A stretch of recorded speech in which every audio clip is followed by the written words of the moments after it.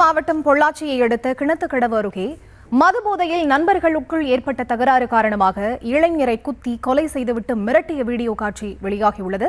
அந்த காட்சிகள் முதலில். வணக்கம். பொள்ளாச்சி கிணத்துக்கடவு அடுத்திருக்கக்கூடிய சிக்கலாம்பாளையம் என்ற கிராமத்தைச் சேர்ந்த 22 வயது இளைஞர் அஸ்வின்.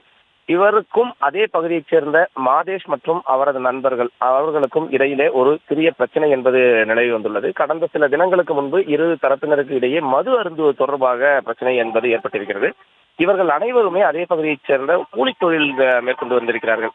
இந்த நிலையில நேற்று நள்ளிரவு அஸ்வின் அவரது வீட்டில் ரத்த வெள்ளத்தில் பிணமாக கிடந்துள்ளார். இன்று காலை அவர் ரத்த வெள்ளத்தில் சடலமாக கிடந்த தகவல் என்பது அந்த பகுதியில் பரவிய சூழல்ல தான் கிணத்துக்கடவு காவல் நிலைய போலீசாருக்கு இது தொடர்பான தகவலானது அளிக்கப்பட்டிருக்கிறது. அந்த அடிப்படையில போலீசார் அங்கு சென்று பார்த்த பொழுது ரத்த வெள்ளத்தில் அவர் சடலமாக கிடந்ததும் அவர் அருகே ஒரு சில ஆயுதங்களானது கைப்பற்றப்பட்டிருக்கிறது. இது தொடர்பாக காவல்துறையினர் நடத்திய விசாரணையில் அதே பகுதியைச் சேர்ந்த மாதேஷ் என்ற இளைஞர் அவருடன் சேர்ந்து ஒரு 16 வயது சிறுவன் என 2 பேரை காவல்துறையினர் தற்போது கைது செய்திருக்கிறார்கள். மேலும் 2 பேர் தப்பி ஓடியதாக கூறப்படுகிறது.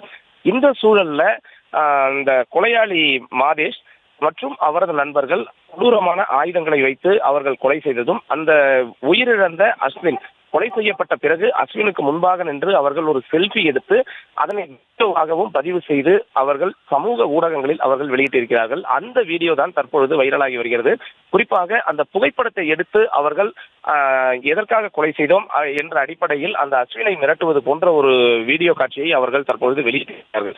இந்த வீடியோ காட்சியை வைத்துதான் காவல்துறையினர் தற்பொழுது நடவடிக்கை மேற்கொண்டு வருகிறார்கள். தப்பியோடிய அந்த 2 பேரை பிடிப்பதற்காக தனிப்படையானது அமைக்கப்பட்டிருக்கிறது.